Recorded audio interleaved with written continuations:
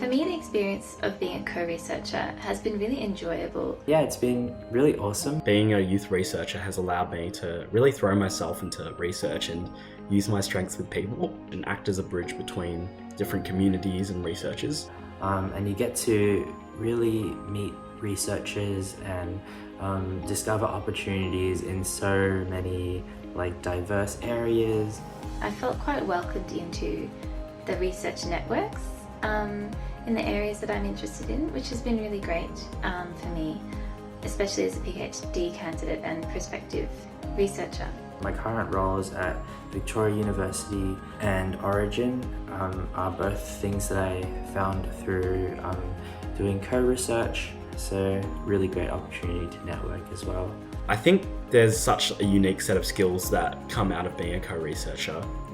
A combination of these analytical and personal skills I think have really helped me in securing my consulting job that I have, which requires a lot of communication as well as analysis of qualitative and quantitative data. Being in co-research definitely exposes you to so many really fascinating professionals doing research in so many different areas, and I think people are always so open and willing to have conversations and catch up about research and what they're doing and to share that knowledge. And yeah, that's what's helped me find opportunities and employment in that space, just really reaching out and putting myself out there. I think that you kind of get to capitalize on all the fun aspects of research, because to an extent you have been brought in to maybe push the boundaries of the research a bit. You've been brought in to ask questions and probe and explore all your ideas.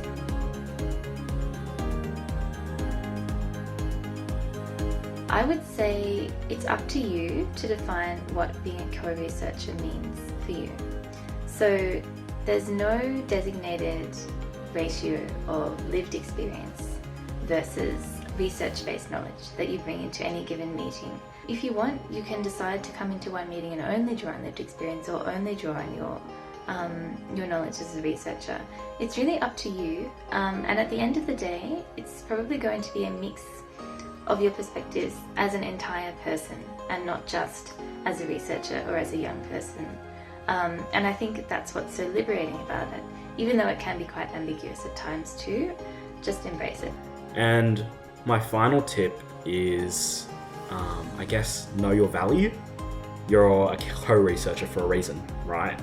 You want to use your skills and your lived experiences and your passion for research, or just multiculturalism or anything.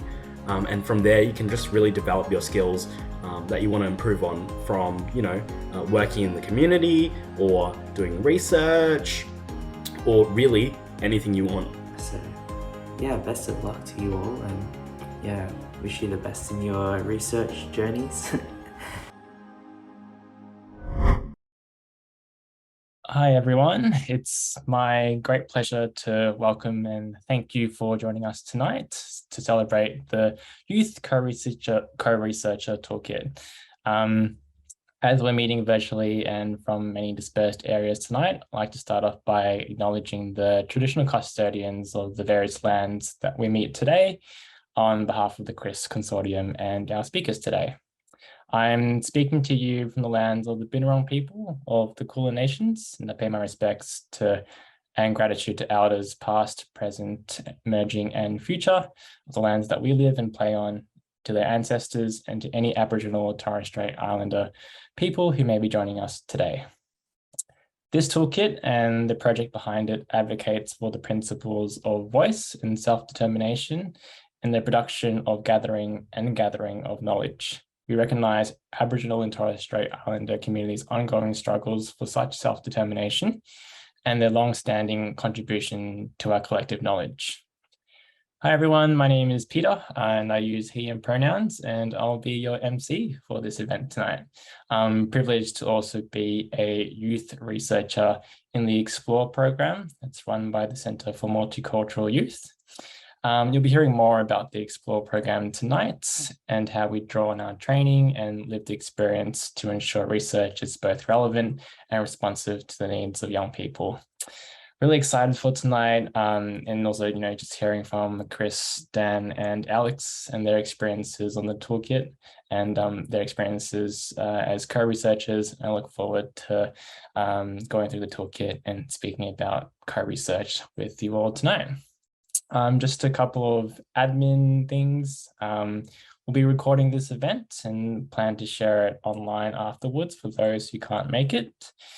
Just to note that your microphones and videos have been turned off for the whole time, and only the panelists will be recorded in this session. We'll also be holding a panel discussion later tonight with our researchers and co-researchers, so please start submitting any questions that you might have in the Q&A button below. If we don't get through to your questions tonight, we'll compile the responses and send it through to you after today's session. So to briefly introduce the toolkit and speak about how it's been developed and how it works, I'd like to introduce one of our young co-researchers, Komal, who has made a major contribution to its development. Komal is a research assistant and academic tutor at the University of Melbourne. She's completed her undergraduate studies in commerce and psychology and is aspiring to be a clinical psychologist. Her research interests are far and wide, from emotion regulation, mental health, to youth participation and multiculturalism. Komal joined Explore as a youth researcher at the start of 2020 and has since worked on multiple projects, including with Chris and the Young and Resilient Centre. Welcome, Komal. Over to you. Hey everyone, so exciting to have you all join us as we launch this toolkit for young people in research. So as Peter mentioned, this toolkit has been developed by Western Sydney Uni in partnership with CMY, Centre of Multicultural Youth, and CRIS, Centre of Resilient and Inclusive Societies. And the aim of the project is to identify how to support diverse young people across a range of research activities. So while everyone knows that involving young people in research has many benefits, from producing better research tools to generating richer data, but we know that we need to deepen the active participation of young people as owners of research. And this is essential if our rights are to be truly respected. We know that young people are more than just data. So young people, researchers and allies have long advocated for better ways to conduct research for young people. And this is where this toolkit comes in.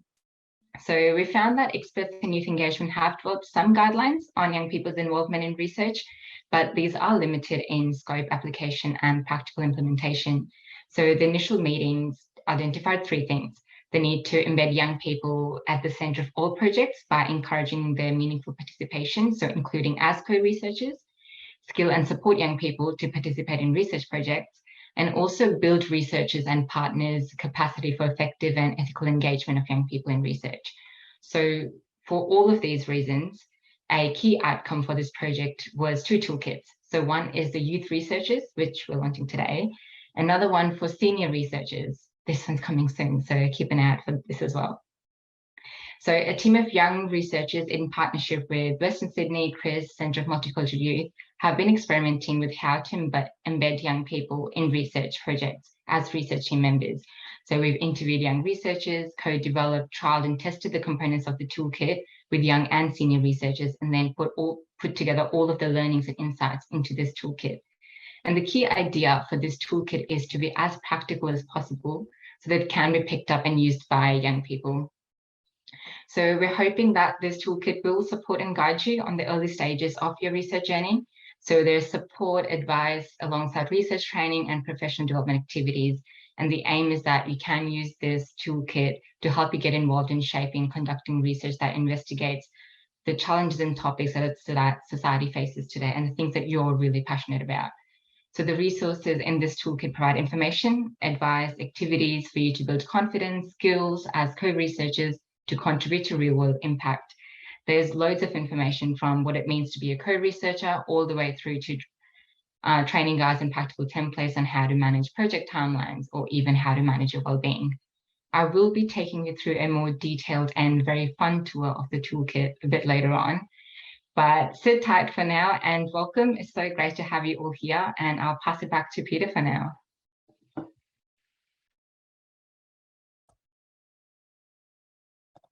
Awesome, thanks, Komal.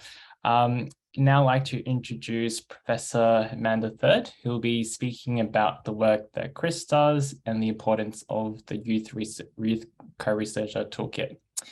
Professor Amanda Third is a professorial research fellow in digital, social and cultural research in the Institute of Culture and Society, and the co-director of the Young and Resilient Research Centre at Western Sydney University, and research stream co-lead at the Centre for Resilient and Inclusive Societies, Chris.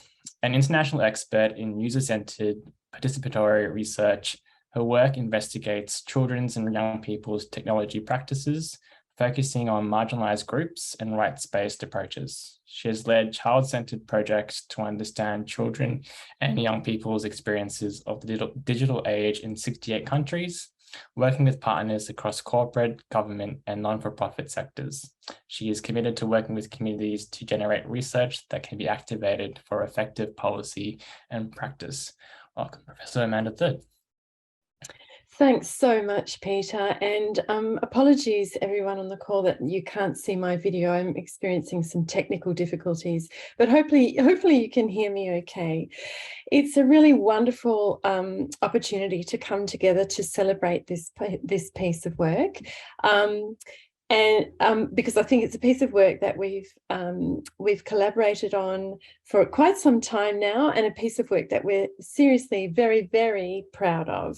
So, sorry, I think my camera may come on. No, it's not going to work. Sorry, Grace. But it's my job just to briefly introduce you to the work of the Centre for Resilient and Inclusive Society, and in particular to the work of Stream 3, which is entitled Youth, Wellbeing and Diversity in a Digital Age.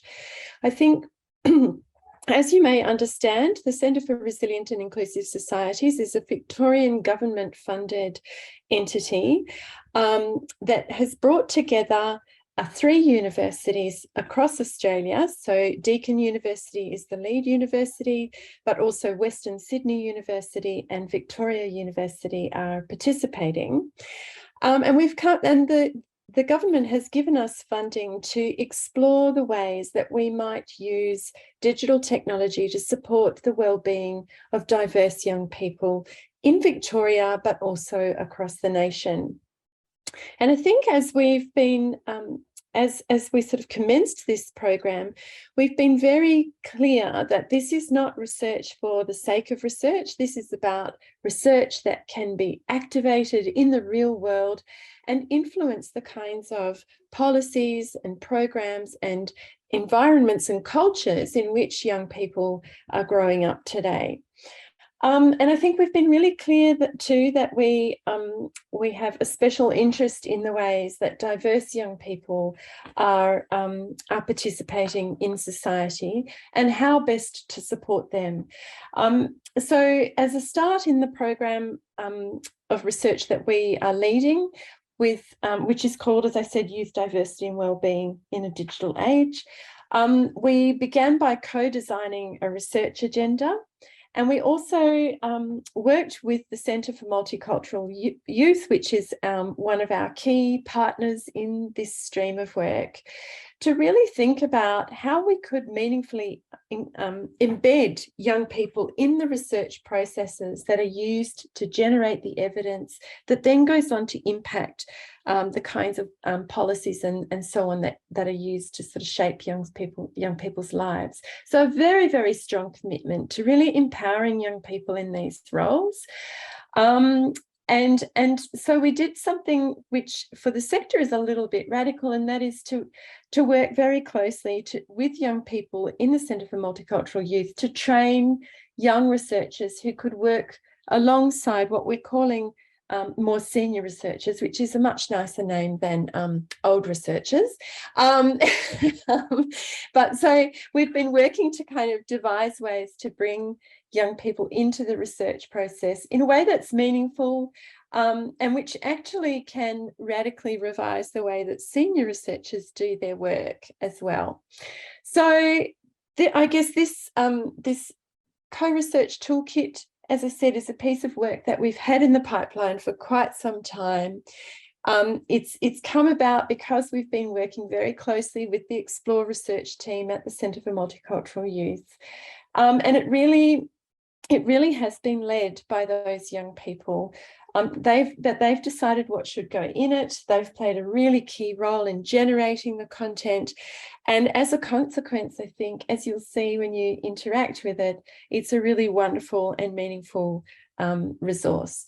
So I won't labour much further the centre's work, but just to say that we are very excited to put this into action in our future research projects, and that we hope that it's taken up not only by young people inside the Centre for Resilient and Inclusive Societies, but also that it might have a life beyond that as well. And so thank you for joining us tonight to celebrate this wonderful moment. And I'll hand back to you, Peter. Thanks, Amanda. And if anyone has any questions for Amanda about Chris or the work that Amanda and Chris does, feel free to submit any questions. I'd now like to introduce Tzu Lin, who has over 25 years experience in the community and government sectors. She's managed significant policy and program areas in the Victorian government. As part of her role at the Centre for Multicultural Youth, she oversees policy, research and advocacy on emerging issues for young people from migrant and refugee backgrounds. It includes sharing of knowledge to help build a culturally competent workforce in the youth, multicultural and human services. Chris and Centre for Multicultural Youth have partnered together to work on this toolkit as part of the Explore Youth Researcher program. Tzu Lin will be talking about the role that the Explore team members have played, and will also formally launch the toolkit. Thank you, Tzu Lin. Thank you, Peter. I'll try and do all that. Thank you, Peter, and thank you, everyone, and good to see people. This, for me personally, this is such a privilege and culmination of amazing hard work that's gone on behind the scenes for a couple of years now. And maybe just to give people a bit of background and to kind of take up where Amanda left off. Where did Explore come from, and how did we end up here today? So just to give you a brief background, I do a number of different types of things in my job at the moment, and one of the things that I have is the development and the engagement of research partnerships right across Australia. And so over the last 5, 6, 7 years, I've kind of been doing this, and I keep getting a bit frustrated, and I keep thinking, well, in some ways, I think when research is done about young people, I was trying to think through what is the best way, how do we get researchers in the whole research sector to really think about youth participation. And it's more than just youth participation. For me, my frustration was about how do we as a community generally do research about youth issues and do it in a way that is with young people, doing research with young people and not about young people.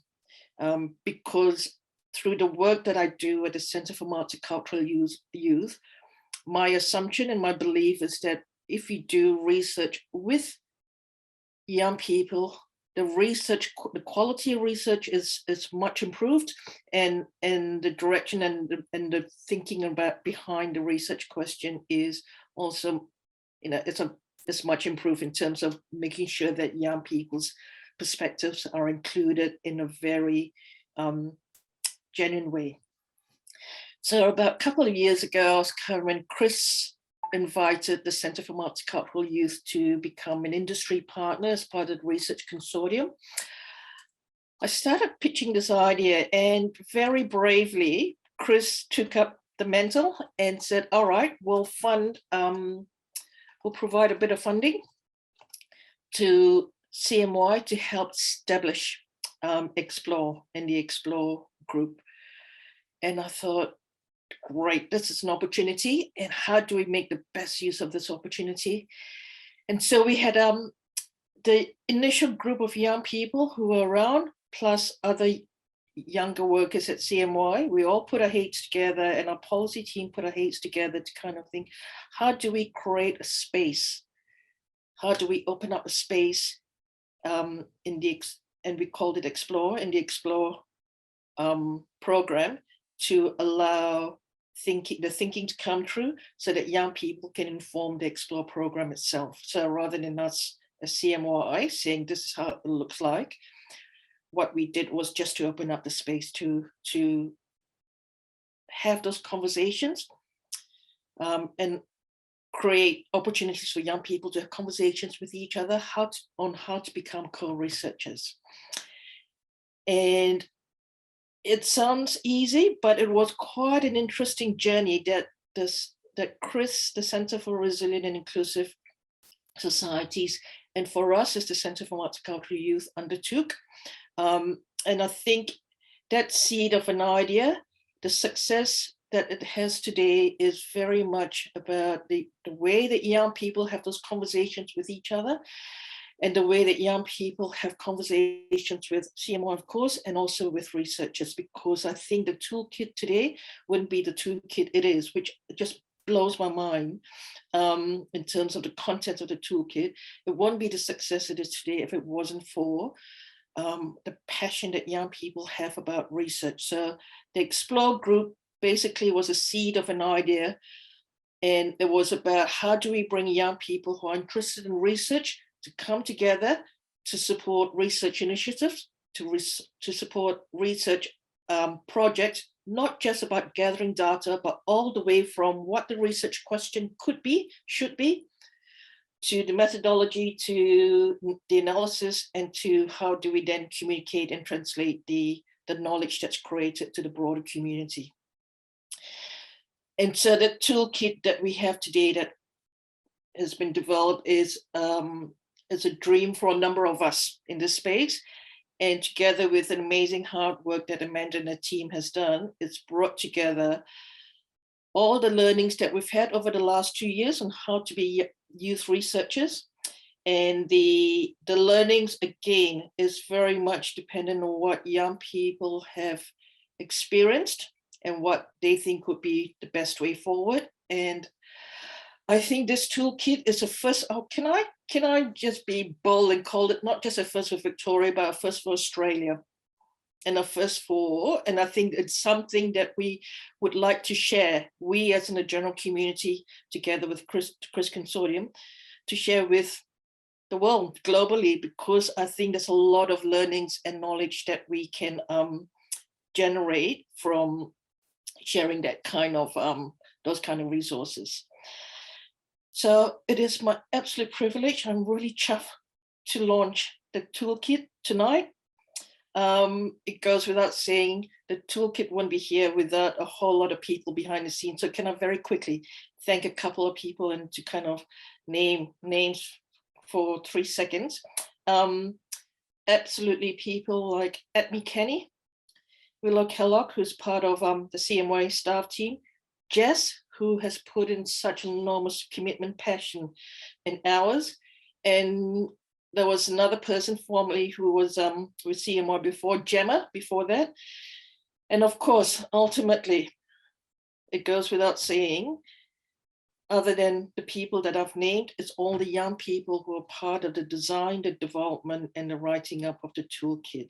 There's 2 young, not so young people now, who were part of the earlier training that of the Explore group, who that training informed the toolkit. And those 2 people are Mahek Sheikh and Ali Noura.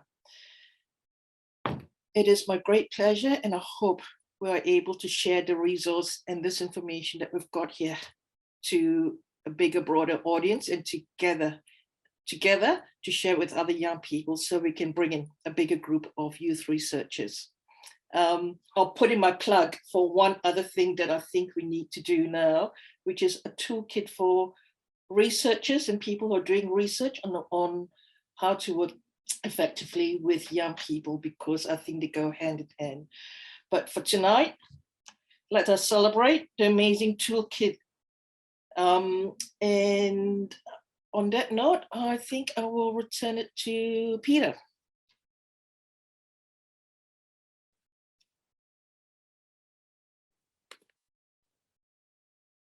Thanks, Elaine. Can kind of feel your passion coming through the screen, which is great. I know that the whole Toolkit team really has appreciated your passion and your support that you've given to them. So that's awesome.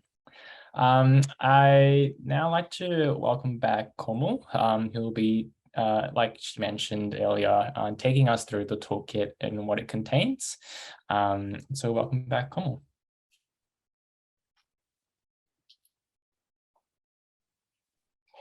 Hi, so Sulin's really hyped it up. So let's actually see what this toolkit looks like. I have a pre-recorded video and it's just me taking you through the toolkit. So I'll just share my screen now. Okay, so who's ready for this toolkit tour? So where do you even find the toolkit? It's on the CRIS Consortium website, but even if you didn't have the link, if you were to just Google CRIS Youth Research Toolkit, the link will pop up. Then once you're on this page, you've got a little bit of information about this toolkit and the project. And then we've got this PDF of the whole toolkit that you can download and save. Or we've also got each of the different components as a separate file that you can also download as a PDF. So as you can tell, there's 12 different sections to this toolkit. And we begin by simply looking at what even is co-research to all the way to how do you look after your well-being once you start working as a youth researcher. So let's get started at the very first section.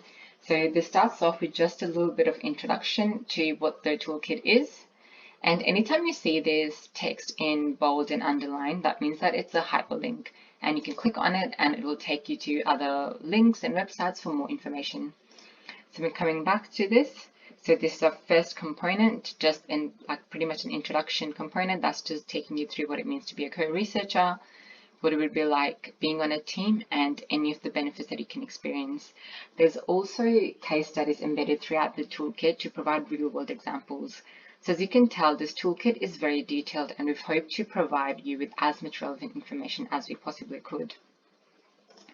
So coming back to this, so we've also got detailed case studies of 3 young co-researchers. So this is so you can read directly from the experiences of someone who's gone through this whole journey and what their challenges and benefits were like, as well as any advice they've got for young people or senior researchers that are wanting to engage young people as co-researchers. We've also got how-to guides. So we already know that there's so many benefits to being a young researcher and it's so exciting to take on this new opportunity, but there may also be challenges along the way, and recognizing the potential challenges that can be present might just help you to navigate them a little bit easier. So challenges such as unclear responsibilities or time, like competing time commitments, power imbalances. So this guide does provide some advice on how you can navigate these common workplace challenges and feel more confident and empowered in your research role. The next type of resource we've got are these training guides. So as you can tell, there's 4. The starting one, social research, ethics, power and privilege, and project management. So if we take a deeper dive into the guide on social research, it does start off just being an introductory guide to social research and what that is and what the research process involves, different types of research. But this is what we've been waiting for. So a really exciting feature of this guide are these interactive features. So here we have a training activity in the form of Quizlet cards to test your understanding of research methods. So here I'm already logged in, so you can see what the features would be, but you simply just sign up and make an account for free, and then you have all of these options as to how you want to learn and test your understanding. So you can just click through these flashcards to see the different terms, or you can click on any of these options. So if I was to click on learn, it'll give me here the definition and then choose the right one. Or if you like to add a little bit of stress and panic to your learning, there is also a test feature where you can test yourself and see if you can get the right answer. Or if you want even more panic, there is this feature of match. So this is basically a game that times you to see how long it takes you to match all of the definitions to their terms. So if you click on it, you've got all of these definitions and you've got these terms, and all you just, so if you click and drag, so that was incorrect, so that's wrong, and if it's a correct one, it'll be green. You can also create classes, so you can just add a group of people to a class and then have them play these games together. So this is just to add a little bit of interaction and fun to the learning. But that's not the only interactive feature. We've also got this mirror board. So again, if you just click on it, it'll take you to a methods training activity, and this is the whole frame. So if you zoom in to this blue sticky note, that's got instructions on how to use this mirror board. It's really, really simple. All you have to do is just click on this name, and then you just sign up to duplicate. So that means that you just sign up to make an account, and again, it's free. And then once you've made an account, you would have a copy of this board that you can use as you like. So you could use the board interactively, where a group of you all have access to the board and you're all collaborating on it live, or you can just save it as an image or a PDF and then just use it that way. Mirror boards are really interactive and very easy to use, where you can have a lot of people working on it at the same time. There are a couple more mirror boards embedded throughout the toolkit, but I'll leave those for you to find as a fun scavenger hunt. But again, the interaction still doesn't end there. So in the project management guide, so this is just a guide on helping you how to kind of manage the timelines of different projects. Again, you've got a little bit of information telling you what the guide will involve. Then we've got another interactive feature. So here, if you click on this, it provides you with a Gantt chart template, again, that you can make a copy of and edit. We've also got a little bit of like a filled out template, so you can see like a real world example of what that might look like. And again, you've also got instructions here, but you simply just make a copy and then edit it and use it as you like. And then finally, for some additional support, we've also got a self-reflection journal with some prompts to help you reflect and process how far you've come along on your research journey. So here are some questions to prompt your reflection. And again, you could either just download and save and just edit it that way, or like copy it into like a Word doc or just print it out. We've also got a self-care, like a subsection of just self-care, and this has got templates on self-care plans that again you can fill out, and also checklists to help you take care and manage some stressful times that might come. And if you thought that this was the end of resources, it is not.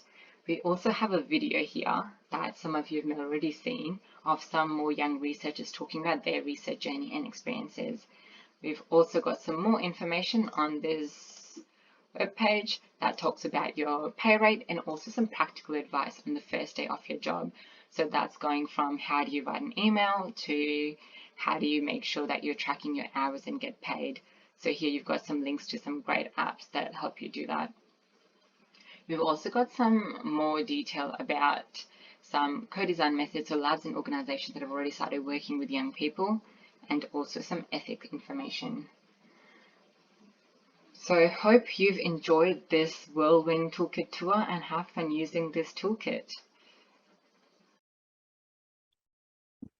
So I really do hope that you enjoyed me taking you through some links, and please do ask any questions that you have. Thanks, Komal. It was really great how you kind of captured the energy of just finding little things in that toolkit. I'm sure when young researchers have a look at the toolkit, they'll enjoy the little interactive activities and the case studies as well, which I know like me myself will find helpful in putting everything in context. So that's awesome. So for the rest of the session tonight, we'll be turning to a panel discussion, and a couple of our speakers who you've heard from today will be joining us, and some of our young co-researchers as well. And they'll be answering any questions that have been submitted. Got a couple coming through, which is great, and also just speaking further on their experiences as researchers, co-researchers, and on working on the toolkit as well. So you've already met Professor Amanda Third. You've met Komal as well, who just spoke. Joining us with the panel is also Associate Professor Pip Cullen, who is the co-director of the Young and Resilient Research Centre at Western Sydney University, and is the Chief Investigator in the CRIS Research Stream 3 on youth wellbeing diversity in the digital age. She also leads a stream of research to advance engagement with young people in health research for the Wellbeing, Health and Youth and NHMRC Centre for Research Excellence. I think I got through that. Awesome. We also have Michelle Lim joining us today, who's also a youth co-researcher as part of the Explore program. Michelle resides in Naarm, Melbourne, and is currently pursuing a Bachelor of Global Studies. She has an interest in culture, international politics, and youth advocacy, with a passion for bringing awareness towards young people's mental health and well-being. She connects with the Explore program through engaging with her fellow Explore peers who create a safe and welcoming space for young people to share their stories. And finally, we also have Alex Lee, who is a research assistant and PhD candidate in sociology at Deakin University. Her research interests include youth, multiculturalism, intersectionality, and her PhD study examines the transnational lives and relationships of young Asian Australians who have lived overseas. She joined Explore at the start of 2020 and has worked on several projects as a youth researcher, including with CRIS.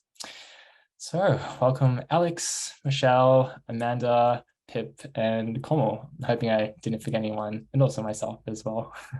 I like to start off with Alex, and I guess just touching on Sue Lim's remarks earlier, that part of today is hearing about the learnings and experiences of young co-researchers. So Alex, tell us a little bit about your experience working as a co-researcher.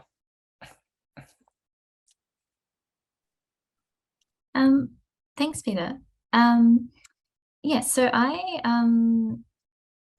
was a little bit, the timing for me was actually really great because I was just going into my PhD when I started joining Explore. So I was kind of going into the research world from both sides at the same time, as a co-researcher on the one hand and kind of as a PhD student on the other, where I was working with my own participants. I think for me, working as a co-researcher and as a youth researcher in Explore, I really enjoy the opportunities that it brings to just kind of delve into all the most interesting aspects of research.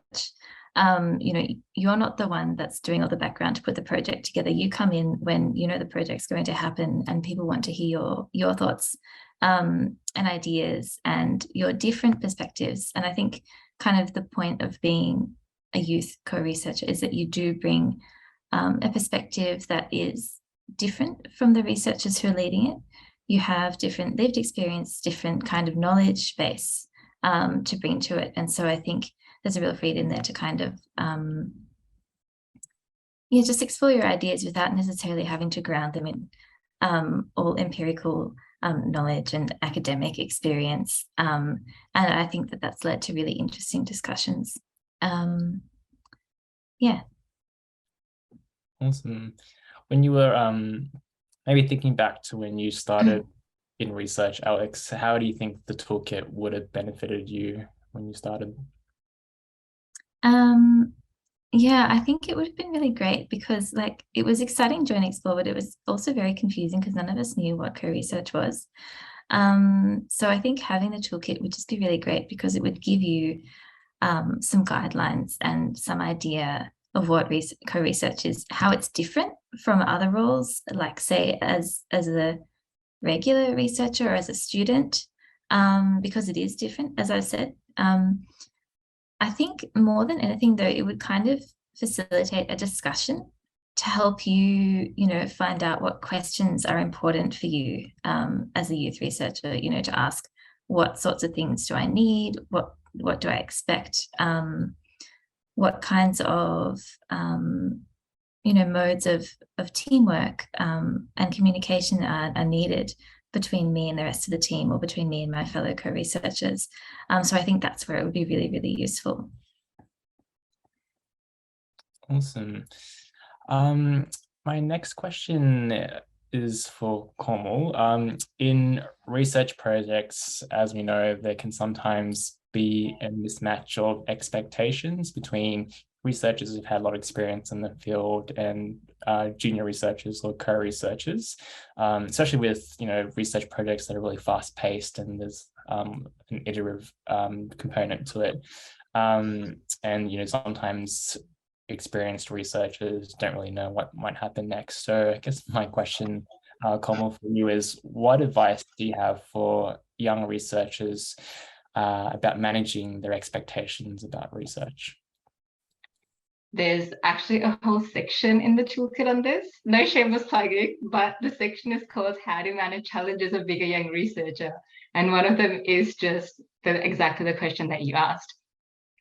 But my main advice would be, there's a lot of advice there if you want a more coherent, full dot points, but my main advice would be clear communication.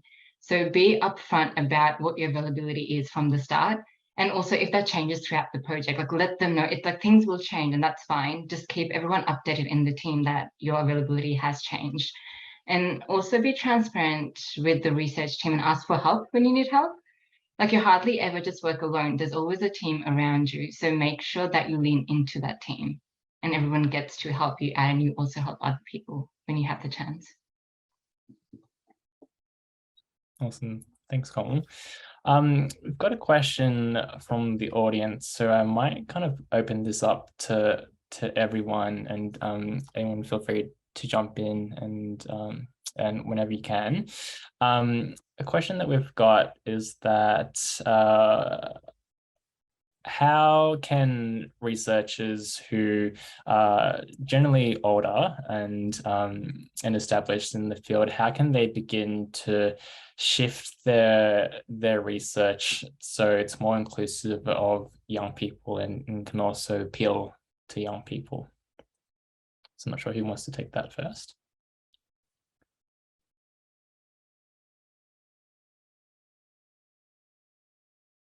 Go, Pip. Peter, thanks, Adri.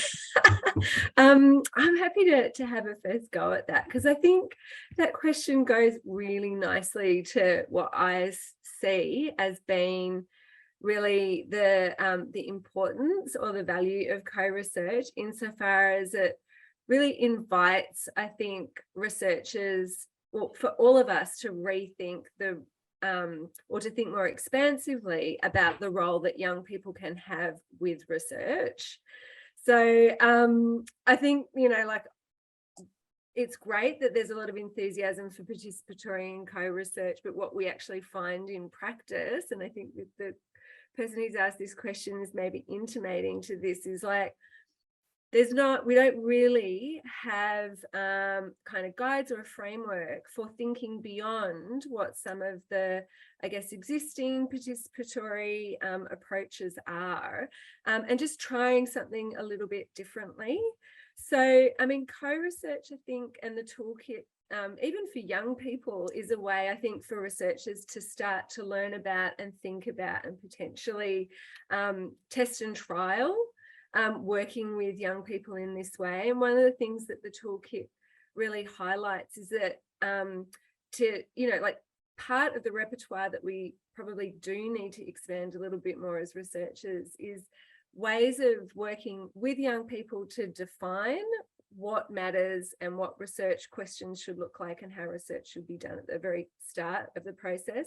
And then also sort of towards the end of a project around how do we get this research into the world and how do we want people to use it? What do we want to influence and impact? And that's the bit that often is missing. We, as researchers, often start with a research question or we have an idea about what research needs to be done and how, and then we ask young people to get involved. So I think the toolkit itself, this first one, is a way of really making sure that young people are empowered to approach this. to approach working with researchers, but it's also there to help researchers, I think differently about how they might do their work. And I guess the obvious question is, if you're a researcher and you think you want to work with young people in a co-research way, is invite a couple of them to come and have a chat with you about it and see where that leads. Yeah, exactly. And I think this is really interesting, the point that you raise around sort of, bringing young people in at the very early stages of a project, because it also produces a few dilemmas. Like, I think, as a researcher, as a sort of, as a researcher in that mix, whether you're young or not so young, you have to be prepared to kind of work with uncertainty. And I think often both senior researchers and younger researchers come into these things actually wanting to know, to feel a bit more certain in the process, and actually involves sitting with quite a lot of uncertainty, because we're all kind of working out how this should work and how to make it work as best as possible. And so that can lead to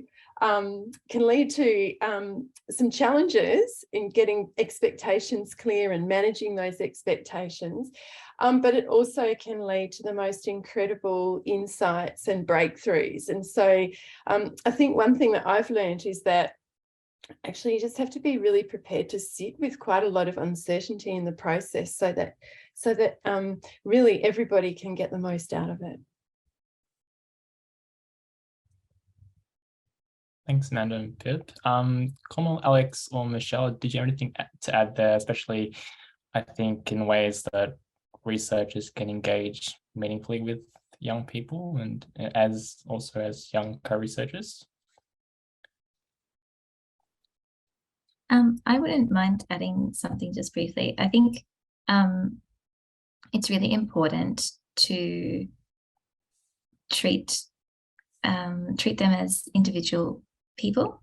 I mean, yes, acknowledge their connection to the communities and the social connections and things like that. But I don't think that many people would feel comfortable going into a research project if they feel like they're there to represent all young people, even if it's not necessarily in a tokenistic way. And if it is going to be comprehensive and involvement, there's something that seems quite problematic about the idea that, having a few young co-researchers can represent young people. I get it's complicated because to some extent, involving young people in a research project can help it make more relevant to young people more broadly, but there should definitely be a distinction made that they're not expected or seen as representatives of a whole cohort, and that they are going to be different and they won't necessarily relate to all young people. I think that's something that can be a point of sort of, I think it can be one thing that might put some people off from joining. So I think being clear about that is quite important.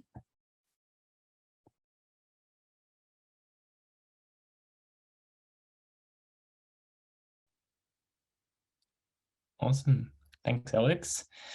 I might throw it to Pip and Amanda for this next question. Tell us about, I guess, why this particular project has been important for Chris, and also how do you see Chris using this toolkit now and into the future? And apologies for kind of a third part 3 to this question. We've also got a question in the chat that's interested in hearing your thoughts about how this toolkit can be used to support young people in evaluation as well. So you can take all those 3 questions or any of those, something to both of you. Yeah. Do you want me to go first, Pip? You want to go first? You go. Okay. Why don't you take the first 2 and I'll do the last one? Oh, because I like the last one better. but well, I can jump in. But I think actually, the thing that is really important is precisely the point that Alex was saying, is really that, young people, by being in these projects, aren't expected to represent young people, but actually are there to kind of make sure that the methods that the research project uses are the right methods for talking with young people, hearing their experiences and being able to channel those experiences into places that can positively impact them. And so from that point of view, you know, I think the more that young people can be engaged in research, the better. And obviously it's not just research that benefits. I mean, imagine if we evaluated all the programs for young people according to methods that had been co-designed by young people. I mean, we'd really be getting at the heart of, you know, that question of, you know, what really matters to young people. If we were designing those evaluation methods and implementing them in partnership with young people, then we would really know that we were hitting the mark. So I think there's, you know, a lot of value in really thinking about how we work together. But also I think the other thing that I would underscore, which, you know, often it's easy to forget in these environments, is we make arbitrary distinctions between young people and it's really hard to find the right label, senior researchers. And actually what's most important really at the end of the day is to be talking across those artificial boundaries. It's actually the most important thing is about the dialogue and what can come out of the dialogue, as opposed to, you know, as opposed to sort of thinking, right, tick, we've talked to young people about how to do this research, or tick, the senior researchers have talked to young people about how to do it. So, yeah, it's really about that process of working together. You know, it's by sort of bringing our various different perspectives into connection with one another that we can find new ways of doing things, I think, and that's the importance of co-research with young people, to my mind.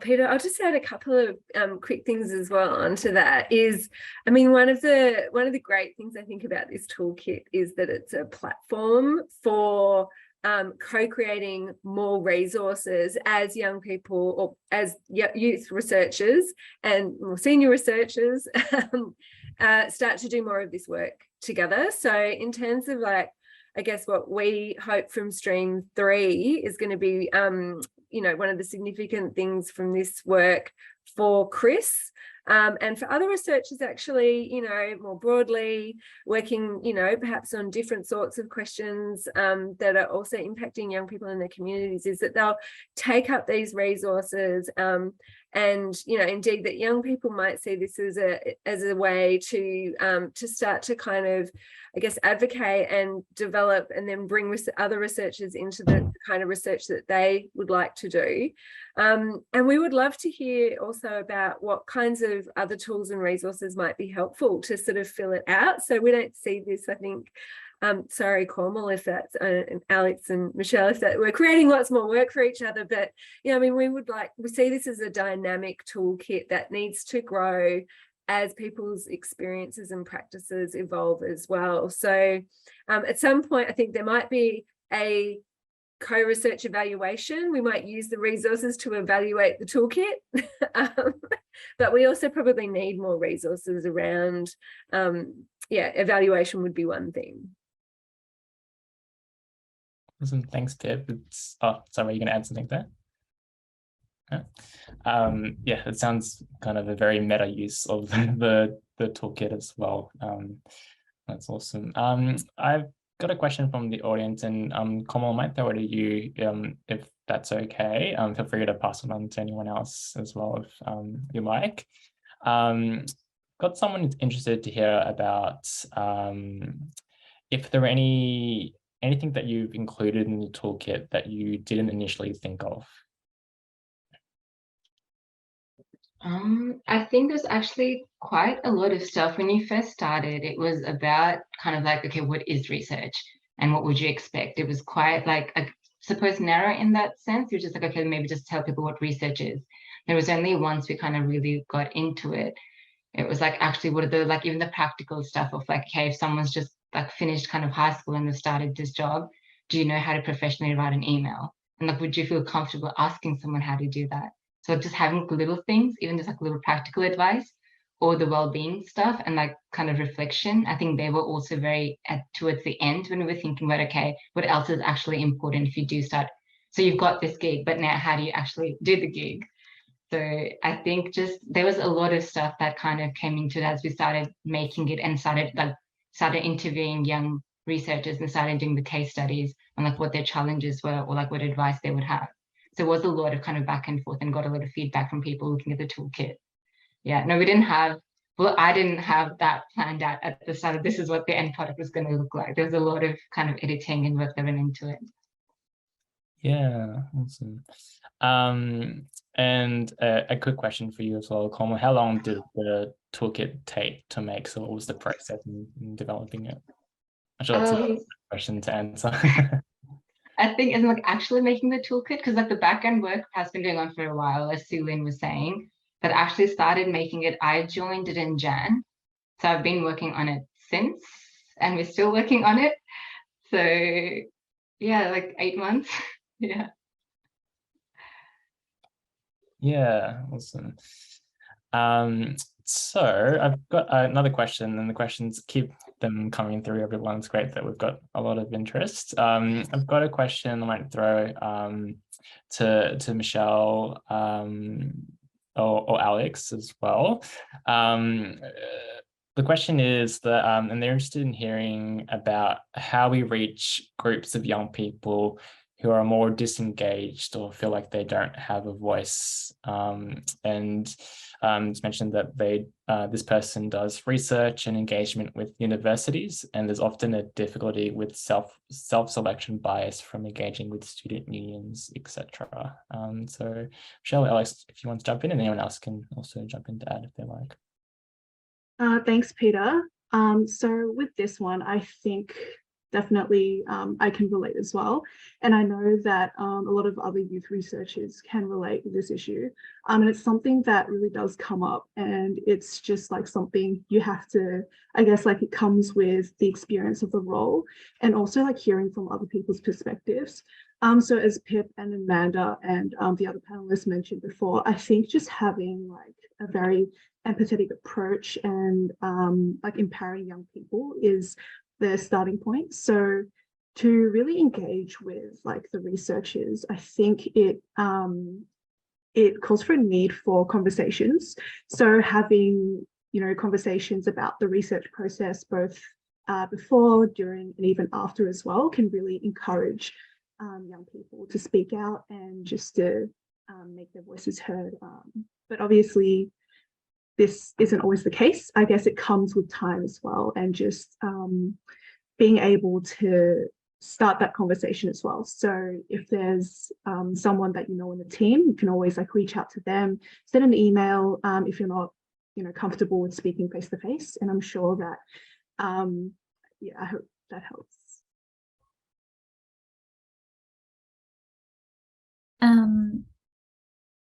Yeah, if I was just going to add a little bit to that, it's a really good question. And I think like one of the reasons that Explore, I think, is really effective is because we are like already an engaged group. We're easy to reach out to. And it can be harder if you're trying to reach young people who are not already a part of those circles, which oftentimes I think is the same people. I mean, I don't really have experience with this personally, but I do feel like an issue that can come up is that sometimes the research questions may not always feel that relevant. I mean, maybe that's not the issue, but I feel like it's definitely worth checking that the research project, even the language that you're using, is something that actually is relevant to the people that you're targeting and that they would see as useful. I haven't fully experienced that, but I know there have been a few projects where I started out helping with, but I was a bit hesitant at first because it felt like they were using language that I sort of was a bit distant from, or wasn't quite sure what the point of it was, didn't see how it would really be useful to young people. And in my case, it turned out that the project actually was really useful, and I sort of raised these questions and we discussed it. And I realized there was scope to actually continue to shape the research questions in the language that we were using. But I think that was a bit hard for me to actually ask that because it was my first time meeting them. So I think it would be good for you as the researcher to kind of raise these questions and be like, oh, is this actually useful for you? Do you think it's relevant? Do you like this? Is there something else? Is there another word that you'd like to use, a different focus that you'd like to have? Yeah, I would probably say that, but I do acknowledge it can be hard to even find someone to talk to begin with. So I guess maybe, yeah, if there's any sort of creative connections you might have. But yeah, thanks. Awesome. Thanks, Alex. Our next question, and I think this is a question that we get a lot, I think, in the youth participation space, and just about the ways that young people can be involved in a non-tokenistic way. So Komal, I might start with you, and then can throw it out to the group to add. So the question, a bit of a preamble first. As a young person engaged in the youth advocacy space, there can sometimes be a fine line between genuine engagement of young people and engaging young people in a shallow, tokenistic way. So the question is, what protections do you think researchers can consider or implement in their projects to ensure they engage young people meaningfully throughout the project as co-researchers?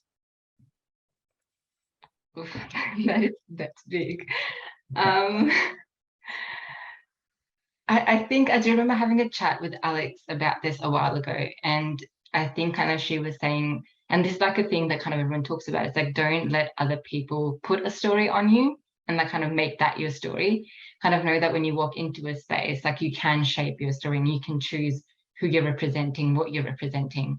So just because you've been approached by someone for a certain role doesn't mean you have to fulfill just that, but that's your capacity in that room. You can choose what you're representing in that room when you're on a research project, and it can change when you're in different rooms. Maybe it's a different hat that you're wearing in different rooms. So I think maybe one is like be kind of, which is hard, but like kind of stand your ground. And if you don't agree with what someone else is kind of asking you to do, kind of be like, it is difficult, be kind of brave enough to say, I don't, like that's not actually, like that's not relevant to me, or I don't feel comfortable enough to share that. And also if that role feels very superficial, maybe try and also have that conversation to say, how do you think this is actually impacting young people, or what's the actual contribution that they're making here? So I think it might just be asking questions.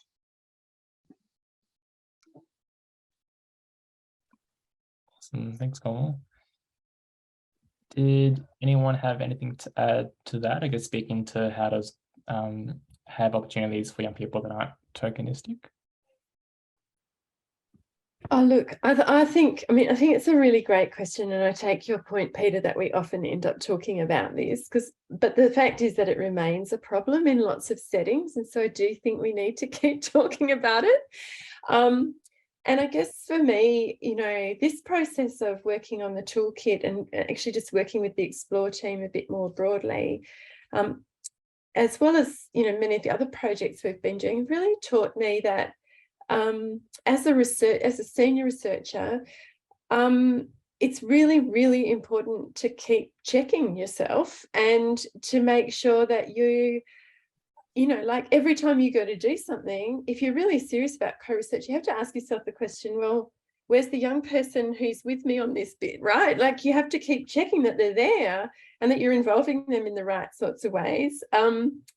And I think that when you're being successful at that, because actually they begin to take a bit more charge and you can kind of like relax a little bit more, I guess, and then that it's working. But you have to be really vigilant. It's really easy to slip, and I'm not immune to that myself. Like I slip often, and luckily the young people I work with usually pull me up on it, right? And I think that's the other important part, is that you've got to actively really nurture a relationship with the young people you're working with, just so that they can say, hey, you're not doing what you said you would do, when they need to say that to you. So, but it's like, it's you never get it quite right. You're always trying to perfect it. And I think, but if you can tune into that process, then there's heaps to learn along the way, and it's fun. And I think that's the other thing that we forget, right, is that actually the other reason why working with young people in research settings is really important is because they keep it fun, they keep it real, they keep it they keep you fresh. I'm enormously grateful to the young people that I've had the chance to work with for that very reason. So yeah, gratitude.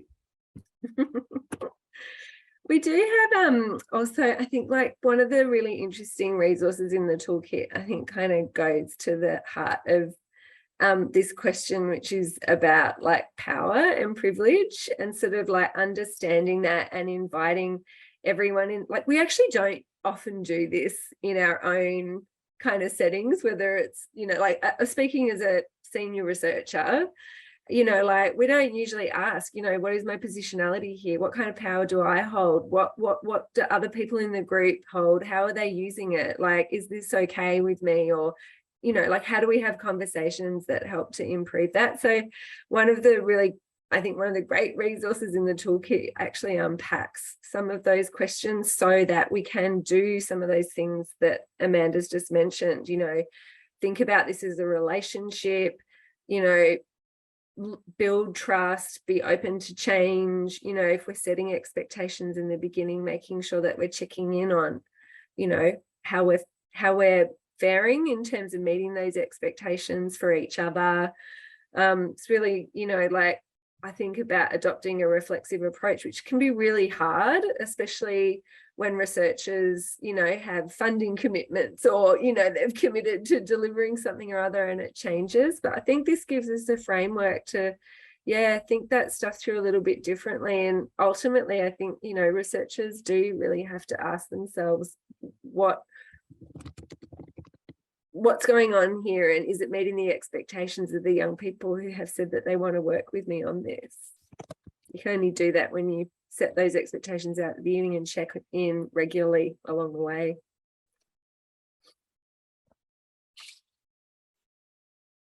Thanks, Viv. Got a next question, and I might throw it to Amanda. I think the question is touching on how to kind of work with funders who support the work that Chris and the toolkit is advocating for, and people who might be less supportive of that. Yeah, thanks, Peter. And I'll just be quick, but I think it's really very interesting. I think maybe 10 years ago, I would have said that it was very hard to find funders who would fund the kind of work where upfront you weren't quite sure what was going to come out the other end. And if you said that you wanted to work with young people, they would be like, oh, I don't know about that. I think the landscape has really changed in the last decade. And I think all of the people I would classify as good funders are now quite open to that sort of iterative and, sorry to use all these buzzwords, but, that agile kind of research that sort of unfolds in the moment. I think funders are much more amenable to that. And, I think one thing that we can do as senior researchers who have a few of those grants under our belts is to kind of press the case for more funding that sponsors these sort of open and fluid processes that enable young people to dialogue with senior researchers to achieve our goals. So yeah, I think it is really possible to find funders who are open to that. But we can always convince more funders to fund those kinds of projects. Thanks, Amanda. That's a question. I think I'll throw it to the co-researchers in the room on the panel discussion. And the question is kind of speaking about being a young person in the research field and thinking about how they can advocate for other young people without becoming the young one in the group. So I guess the question is, how can I advocate for young people in all stages of research without becoming the person who is responsible for, seem to be responsible for doing that?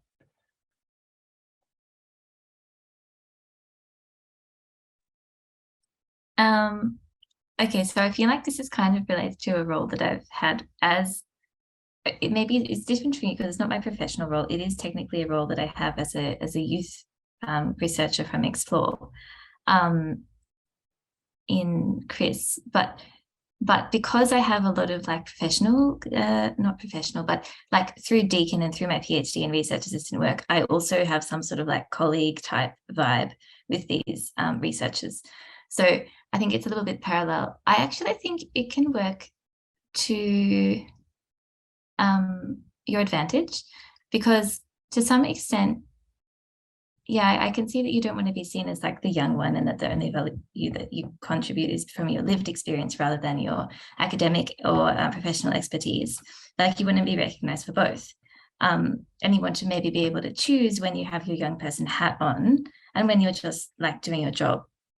But I feel like a part of being, maybe it's being young or being new, depending if you're new in a team, is that particularly in a team that wants to involve young people more, is that you can sort of get away with challenging them a bit more and like asking those difficult questions. I think that is partly a lot of the time what we bring in youth co-researchers to do, because you sort of have, I don't know,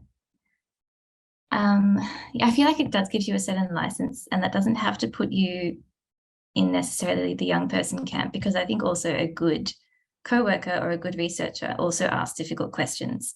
But if you are in this unique position where you're kind of between the young people and between the team, you can kind of like capitalize on that betweenness of your own unique position without saying that you're either one or the other.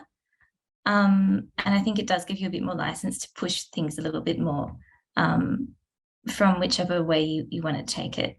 I don't know if that makes sense. It's still a bit vague, but yeah, I don't think you need to put yourself in one camp or the other. If you sort of acknowledge that you're in sort of a unique position, I think it can actually work for you because you don't have such a script to follow. Awesome, thanks, Alex. That does make sense. I think, yeah, there can be a strength in being a young person in, like, as we've been saying throughout tonight, being a young person in that research space and also kind of pushing for other young people as well to be represented. So yeah, awesome. I think we might kind of leave it there, and thank you everyone for participating in the panel. So thanks to Alex, Michelle, Amanda, Pip, and Connell. Amanda, I might throw it to you to do some thank yous and we'll be off for the rest of the night. Yeah, thanks, Peter. Look, it's my pleasure to be able to just say a few thank yous to some of the people who've been really instrumental in the process of developing up this toolkit for co-researchers. And so first of all, to everybody at CMY, the Centre for Multicultural Youth, the wonderful, indefatigable Sulin Kwek, but also Jess Case, who is, equally indefatigable. And I'm not going to be able to say this for everybody else at CMY because they're all indefatigable, but I can't say that word 1,000 times. So Sulin Kwek, Jess Case, Edmi Kenny, and Willow Kellick, Ali Naura and Mahak Sheikh as the youth consultants at CMY, all really dedicated, fantastic people who've given a big push to this resource and made it happen from, envisaging it in the first place to realising it in its virtual format today. So big thank you to them. Of course, also to the Centre for Resilient and Inclusive Societies, huge thanks to Philippa Collin for her contribution, but also Anita Harris, Kim Lamb, Isabel Fitzgerald, Grace Holland, and Pavithra Rajan. I'm sorry, Pavi, I've just totally minced your last name. Oh my God. So anyway, but a huge team from the Centre for Resilient and Inclusive Societies, fantastic work, thank you. Louisa Welland, Nukta Oyen and Lily Moody at the Young and Resilient Research Centre. But of course, a spotlight should really be on Cormal Gruel, Phuong Nguyen, Alex Lee, and Peter Savat, who have been absolutely fantastic collaborators. We're super grateful to you, super proud of what we've done together. And please pay attention, because next steps, we're going to have an equivalent resource kit available for senior researchers. So stay tuned for that. Back to you, Peter. Thanks, Amanda. And our final thank you goes to our audience and everyone who's joined us today. Thank you for giving up an hour and a little bit of your time to hear about the toolkit. Really hope that you get a lot out of the toolkit, and yeah, like we've been saying as well, it's going to be continually improved, so I look forward to seeing how that grows as well. Hope everyone has a good rest of the night, and wishing you all the best. Thanks, everyone.